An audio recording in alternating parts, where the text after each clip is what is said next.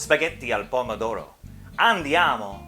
So some of you guys probably planted a cherry tomato plant at the beginning of the season, and now all you've got is 1,000 of these guys and nowhere to put them, and a bunch of regrets. Well, worry no more. Pasta al pomodoro is your new best friend. This simple pasta is only 6 ingredients, and the sauce will be done while you're cooking the pasta.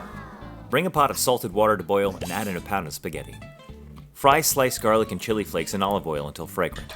Add in 2 pints of cherry tomatoes along with some salt.